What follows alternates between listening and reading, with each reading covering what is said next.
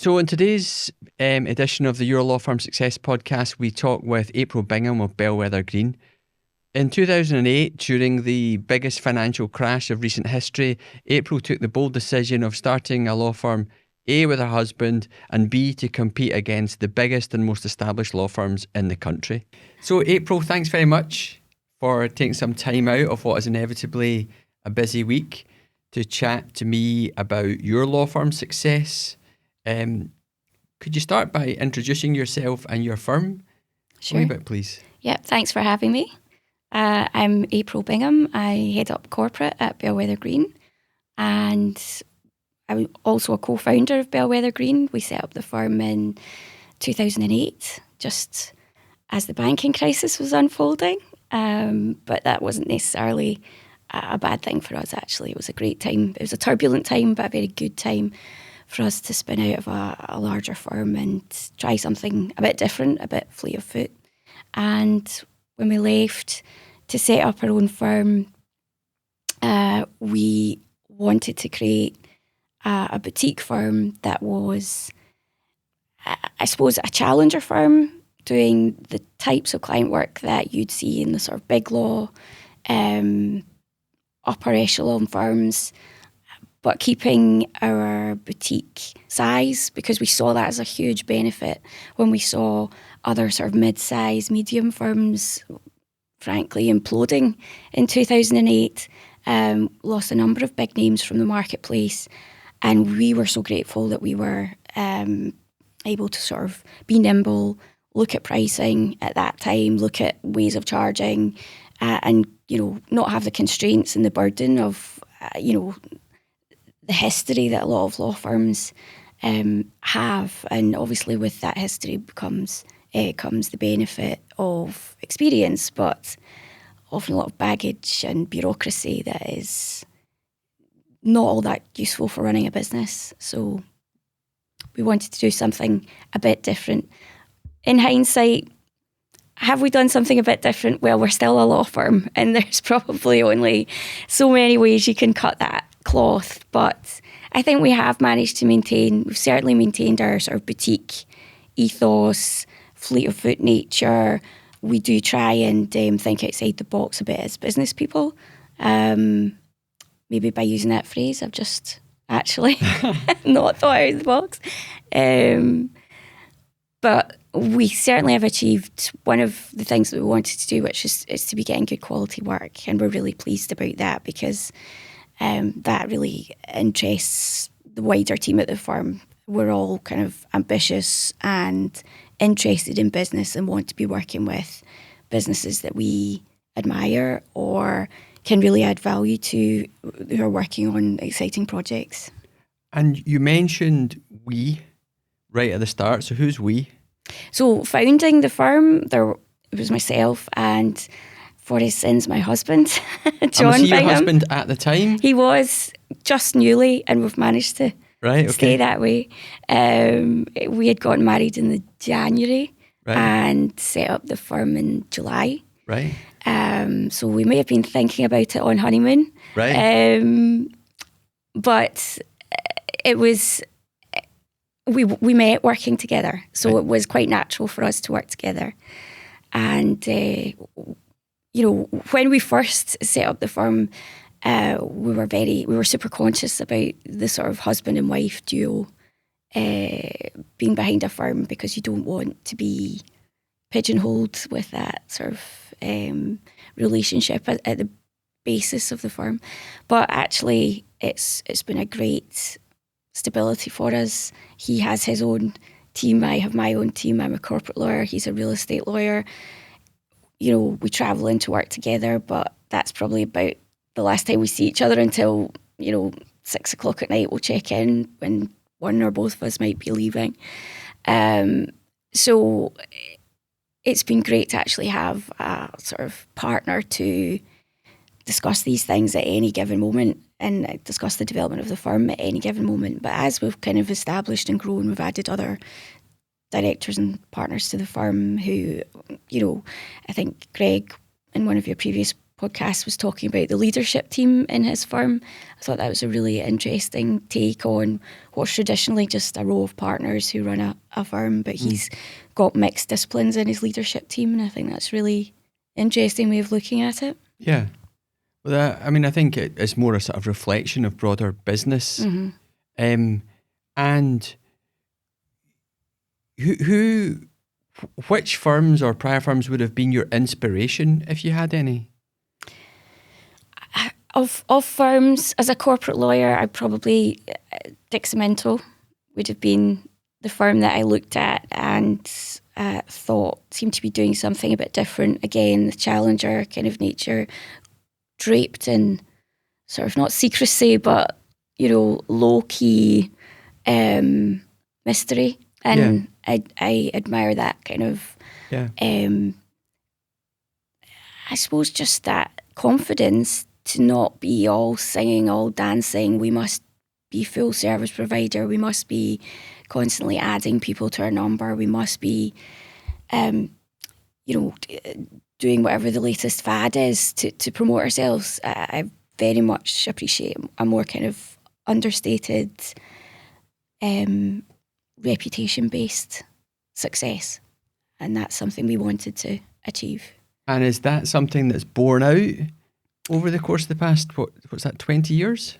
Not quite 20. I think we're at, so it's 2008. Oh, sorry, right. Yeah, sorry. So about 16 years. Well, I'd like to think so. I'm pretty biased, but I think our reputation does precede us. And certainly for my corporate team, we're ranking in the Experian deals table alongside, Adelshaw Goddard's, the successor firm where I came from, alongside other large names in the marketplace that, I wouldn't have dreamed of ranking alongside in terms of deal numbers and quality when we first set out. So I think that sort of speaks well to what certainly my corporate team are doing. And I know that in the real estate side, the work that is coming in from referrers in London would suggest that everybody's sort of got a great deal of confidence in what they're doing. And you mentioned at the outset around the type of firm that you want to create, a boutique firm, fleet of foot. But prior to us talking about things, you mentioned, or prior to us actually recording, you mentioned that as far as you were concerned, the most important thing that you wanted to foster on an ongoing basis, good relationships. Yeah. How important have relationships, it's probably a bit of an obvious question, but how important have relationships been over the piece to your overall success, both on a sort of on a monetary point of view, but also in terms of just how much you enjoy your work? Absolutely fundamental. We wanted to achieve a reputation for excellence, but it doesn't matter if you've got a reputation for excellence if nobody knows about you, deals with you, interacts with you, and so you can't achieve that in a vacuum. And I think I learned quite early on in my legal career, I was very fortunate in many respects. I was one of those trainees that just got thrown out the door to go to business development after business development seminar or meeting or networking event, and really got to cut my teeth really young on what it meant to build a network. And it was all new to me. I really didn't have any prior experience. Hadn't seen my parents didn't have any kind of business that required that kind of networking, so I did really have to learn from scratch, but had a great time doing it and really came to enjoy the relationships that I fostered both through networking and then with clients, actually making a bit of a difference to someone's day in terms of how you communicate with them or help them or give them food for thought is, for me, one of the most rewarding aspects of the job. I didn't realise that would be quite so important, but I suppose on reflection, I ended up attracted to a career in law when I was a teenager. I thought it's because I enjoyed an argument. It was really watching lawyers in popular culture that made me aspire to be a lawyer. But, looking back, I realise in popular culture, these were interesting characters because of the way they interacted with characters around them. Okay, that's interesting. And so, not just what can I do for other people, what can they, help me with, what can they teach me, what can they show me, what inspiration can they give me. That's been such a massive contributing factor to, certainly to my legal career. My personal development as a professional and an advisor has all been informed by interactions and relationships with other people, whether that's other lawyers or clients. Because you mentioned Catherine Hyde earlier, who I did a podcast recording with, and she felt that in certain of her previous roles, she'd been unable, she felt, to develop proper relationships with her clients, primarily because of the pressures of the billable hour. Mm-hmm. What are your thoughts on that? I don't find and I know this is a huge topic at the moment, I don't find the billable hour prohibitive or necessarily counterintuitive when it comes to building relationships, because I had an example last year where a private equity firm who instructed us to do the first deal we'd done for them, I'd say I'd gotten to the point through networking and them introducing me to a few other people, just because they didn't have a deal prior to this point that would necessarily be a fit for our firm. I'd gotten to the point, almost at a friendly stage.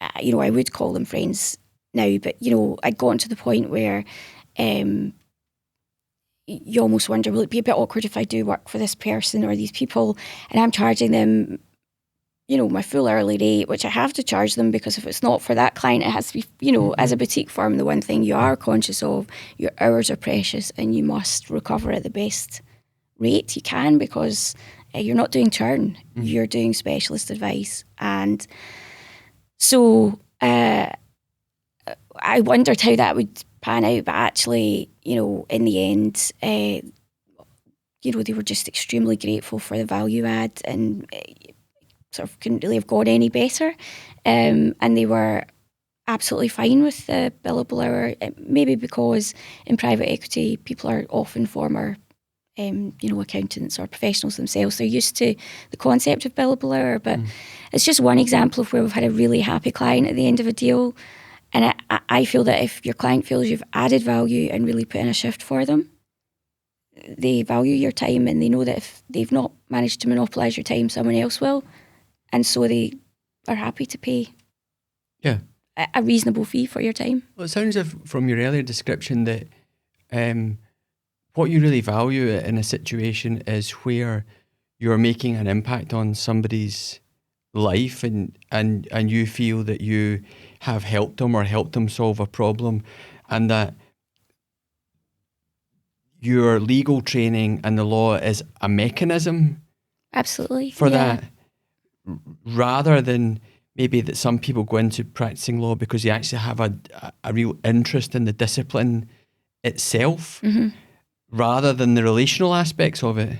Yeah, I think that's fair. There is a slightly geeky side of me that does enjoy the analytical, quiet reflection of problem solving and reducing, even precedents and statutes down to a solution. I do quite enjoy that challenge, but it's not ever, again, done in a vacuum. It's always with a view to, well, how can I help achieve this client's objectives? How can I take what appear to be barriers or a set of circumstances and find the most advantageous outcome for the client? I do enjoy that kind of academic challenge, but it's meaningless unless it's actually being applied practically and helping, as you say, helping someone with a problem. How have you ended up dividing your responsibilities amongst you, your husband, in terms of management?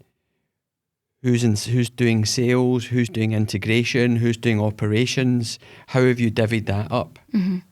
Well, I think In terms of leadership team, we've got colleagues who do tend to deal with most operational aspects. You know, the board have to make decisions on strategic things, on hires and whether we're going ahead with certain projects or not. But we're very lucky to have a very long-standing leadership team. I think work winning is down to individual teams. So the corporate team are winning work from 2 or 3 sources, real estate team from others, employment from others. So it boils down to the team responsibility to win work for each department.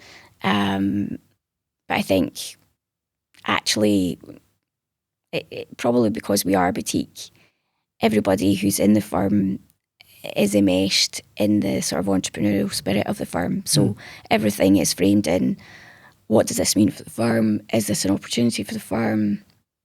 How can the firm leverage or benefit from this? But at the same time, the firm itself is so kind of focused on service and providing solutions to clients that, you know, those two things end up inextricably linked. And the work that you have spoken about, you talked about beginning to do work that was big law. So obviously going in as a new brand with some relationships that you developed, what are the levers that you have pulled to deliver the level of new business that's required when you've been competing against better known and more significant or more established firms? Well, realising that relationships mattered so much, it probably took a couple of years into business to kind of distill down where work was coming from. I think in the first 2 years of business, the relationships that helped were people who we knew, people we'd worked with in the past, came looking for us. The power of LinkedIn, and it doesn't take people long to find out what you're up to. So those historic relationships were really beneficial in the early days, and it's a lovely swell of help that you get when I've certainly found this, and I've seen it happen for friends and other people. When you set up your own business, people want to help you, they want to support you and give you work, and so that we had a sort of very soft landing into the world of business, and had clients virtually from day one. But we soon realised, as we started to employ people and grow a little, that we needed to sort of bolster and reinforce work sources. So we looked to kind of identify where are the main places that we get work. And we realised that other professional advisors, accountants for me, surveyors for real estate, for instance, insolvency practitioners for asset recovery, debt recovery, these were obviously a key kind of connection to have. And we realised as a boutique firm, we don't have all the time in the world or hundreds of pairs of boots on the ground. So we have to be extremely discerning with our time, because we are, as you see, I think as one of your other podcast guests called it, producers of work. So our time is it's got to be used as efficiently as possible for business development. So we looked at other professional advisors. We realised actually concentrating on them as referrers rather than trying to speak to every last person at a networking do was going to produce much faster, stronger results in terms of work wins, because it's a soft introduction. One referrer is capable of introducing you to so many different clients. And, it sounds ridiculously simple when I say that now. 2 years into business, this was all new to me, learning curve. Had to actually work this out as we experienced it. So other professional advisors are a huge pillar in terms of our go-to business development. The other area that we identified and hadn't really appreciated until we're probably mature enough to appreciate it, I'd always thought when I was a junior lawyer, if I went to a networking event and it was filled with other lawyers, I'd sort of roll my eyes and curl my lip and, oh, it's full of other lawyers. Not realising at all in my naivety how much scope there is for work to be exchanged between lawyers of different practice areas, of different firms, of different jurisdictions. And actually, we very quickly realised that other law firms in Scotland who aren't doing corporate work might need assistance. We'd actually been referred some bits and pieces from high street firms, and the penny dropped that actually this is a marketplace for corporate expertise. I have to give credit to my husband in that he had probably, well before me, realised the value in doing work with other lawyers, because as a Scottish property lawyer, he realised that a great deal of his work was the Scottish end of much larger UK-wide projects because of the difference in jurisdiction. Yeah. And so he'd already, for a significant part of his career, been doing a lot of work with firms either in London or the regions. Yeah. And so for him, it wasn't an alien concept at all, and he already had established relationships and continues to foster and build relationships with English lawyers in their firms, and has done that very successfully. But for me, it was more of a penny drop that actually there is a lot of value that we can exchange between between Scottish law firms and not firms of the same practice area. Yeah. So the idea was born maybe sort of by the time really formalised, it was maybe about 2014, something like that, to create a more formal network, which we called, rather unimaginatively, Commercial Law Network. On reflection, it's not as catchy as something like Hey Legal, which is a great brand name. But we just wanted it to be descriptive. That's what it says on the tin. It's a network for other law firms who want to refer commercial work. It's not their practice area and they want to refer commercial work to Bellwether Green. So that's how the network was born. So we have professional advisors in other disciplines, lawyers, and then the third, sort of the best possible way of getting other work is existing clients. Yeah. And I call that the whiskey because it's something that, distills over time, and we could never have had that at the beginning of the firm. Only now, 16 years down the line, do we have the wonderful luxury of clients coming back to us, 10 years on, 5 years on from other work that we've done. Of course, you've got certain types of clients who are using you all the time, but in my practice area, you start every new financial year with an empty pipeline because transaction based. Once you've done a deal, you need to find the next deal to do. But I just had a lovely example about 3 months ago. A client got in touch. He was responding to an email I'd sent him in 2013. Right. I had at that point advised him on some share options he was being given as an employee. Yes.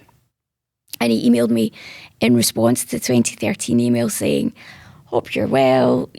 I'm now buying the company. So could you support me in the management buyout?" It was just such a lovely email to receive that he remembered that he still had the email, that things had come full circle for him. He was buying the company for an 8-figure sum. He had done tremendously well.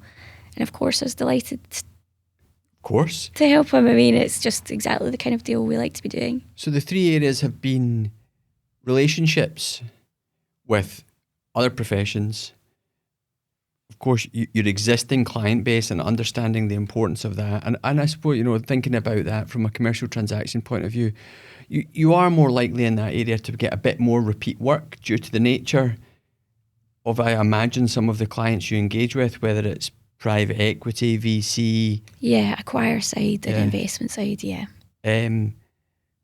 And also the solicitors, because the other examples of good networks would be the sort of Connect to Law, but that's more of a sort of general practice type offering, or Digby Brown's Compensate, which is very specific around PI, and I suppose yours is a bit more similar to that, in that it's a very specific type of work that you're looking to help other lawyers out with? Yeah, I think that's exactly right. And I have to say, Digby Brown, again, good example of relationships being helpful. When we set up the network, I'd met a couple of folk from Digby Brown, I think, because they were telling us about, as you say, their network. I think they've rebranded to Recover. Oh, have they? Right, okay. For their network, but they'd come in to tell us about their network exactly. To say, if you ever have any personal injury work, you might want to think about us. So we'd met them before. When they heard that we were setting up Commercial Law Network, they invited us into their office and sat down and said, what can we do to help? And it just apropos of nothing, they were just so supportive. David Wilson and Katie, who was there at the time, invited us in and just said, look, strikes us, we're talking to a similar audience, high street, niche, general firms across Scotland. We're not competing with each other in terms of our networks. We're both offering something very niche, as you say. If there's anything we can do to help, let us know. And, why don't you come and join a panel at one of our conferences? And that it was just the beginning of a beautiful relationship, in that they've just been so helpful and supportive. Brilliant. And we've tried to reciprocate to the greatest extent possible, having Catherine Hart from Digby Brown's a fantastic practice management lawyer and speaker on ethics and welfare. So I've known Catherine since I was maybe about 20. Yeah, well, and she's still only 21, so that's miraculous. Yes, no, she's fantastic, and she's been so well received as a speaker at various events that we've run. So. But she's not the only one that's helped us. Gordon Dale's helped as well, speaking. And a bit of a digression, but it's just a really nice example of other lawyers with, not that much to gain from being helpful to us, being really supportive.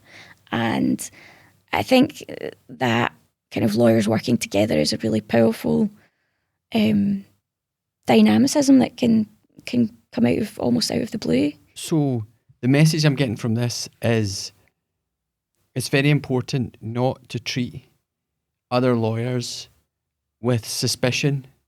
Yeah. In the majority of cases, of course, you'll end up getting your fingers burnt on occasion, as you would do in any other profession, but that in actual fact, your profession by and large can be a source of new business, friendship, mutual support and help? Yeah, I would say that the profession is generally quite collegiate. And of course there's competition. We all need competition to drive us forward. So even that of itself is helpful. We need competitors or we would have nowhere to go. And I think that, my experience has been extremely positive in meeting lawyers from other practice areas, other types of firms, and other, even dealing with advocates more often as I've gotten more experienced. It's rare that I would need to be involved with an advocate in my day-to-day legal work, but if I was helping with a complex corporate problem, then sometimes I may work with an advocate, and that's been massively rewarding and enjoyable as well, just looking at the different way that they will analyse a problem and in some ways how helpful it is for them not to have the commercial pressures when they're thinking about legal problems. But one of the really nice things, so with the network we do lots of events to help members of the network and remind them, look, we're here. Here's how we can help you if you need a certain kind of help for your clients. But one of the nice things that's transpired is we actually do a lot of work with firms themselves. We've done a lot of succession planning with firms, whether that's handing the baton on to a sort of quasi-management buyout team or mergers of practices, full retirements and shutdowns of practices, sadly, which seems a bit of a shame when there hasn't been a route to pass on, I suppose, the heritage of a firm at the very least. But we've certainly helped with also LLP, drafting LLP agreements, partners coming and going. Fortunately, I've not had to involve my colleague in disputes. Yeah. But yeah, it's been nice actually working on the firms themselves, business structures, and helping firms with their own business, not just stepping in and helping their clients when they need a bit of corporate advice. And through the years, as the network has matured, there's certainly, of course, some firms who use us and lean on us more regularly than others, in part because they have a client base that throws off more corporate work. But also because there's probably some firms where I feel like the relationship has strengthened over time between, perhaps me and one of the partners at that firm, or one of my colleagues and another counterpart at their firm. And we try and look for opportunities to foster that as much as possible.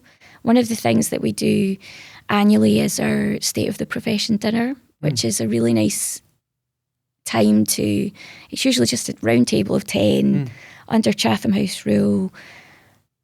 Nothing leaves the room, but I can probably speak in broad themes. Yes. We'll invite the partners of 10 of our member firms in just for a gab, just for a moan if they want, compare war stories, tell us what they're doing that's really working, enjoy whatever success they're having at the time. And it's really interesting to hear the similarities across different discipline firms, but also some of the unique issues that tend to come up for law firms and lawyers you talked earlier about lawyers being both producers or fee earners and running a business. I mean, it isn't necessarily easy, and not all lawyers are necessarily cut out for running a business. Not all people who are running business are necessarily equipped to do what they're trying to do. But I think in a supportive environment, then anyone can improve and just take small nuggets away that will help them maybe manage their time better or delegate better, allowing them to do more fee earning if they have to, or making them take a step back and look at their business. So we've found that the people who come along to the State of the Profession dinner do like the chance to sort of offload among peers, compare notes, but also they value it highly as a way of kind of stepping out of the day-to-day churn of their legal work, or even just the day-to-day management, but looking at the more strategic side of their business and where they're going and what they might bring under review. And we've tried to, where we can add, I suppose, a bit of value is with our kind of networks in the business community. And so we run the annual conference, which I know you've very kindly spoken at for us. Imagine it was a highlight. What's that? I imagine it was a highlight. It was a highlight. No. You had a tough gig because it was our first in-person Was it conference after COVID. Right. And so it was, it was difficult to sort of Get people tease along. people out. But a few years down the line now, we're getting back to the sorts of numbers in attendance that we would have had pre-COVID, which is lovely to see. Is that why I don't get invited anymore? No, I think one of your colleagues is coming this year. Tell me what worries you?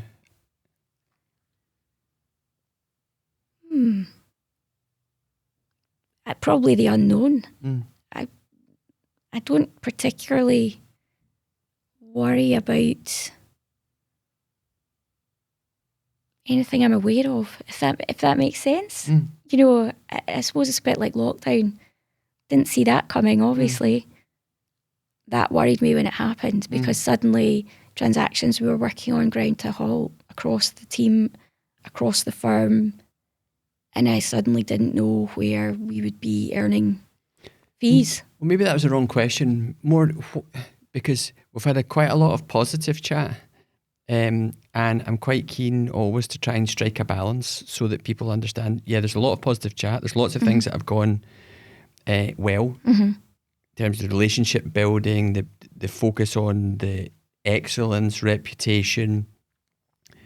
But there will be things that keep you awake at night in relation to your work, or that you wake up at maybe 2 or 3 in the morning and you're like, oh man, I've got this to deal with. Most people do. Maybe you'll be very lucky, certainly, if you don't. But we have touched a bit upon the business owner versus the producer or the technician. mean, if there's not anything, then It's not. There's you need to say something. I know I'm to come up with something. I do find it quite hard, and this is maybe why we may be destined to remain a boutique firm. I do worry about. I know how sort of discerning I try to be when I'm producing my work. And I think, well, of course I am, because I've got an absolute vested interest in doing that.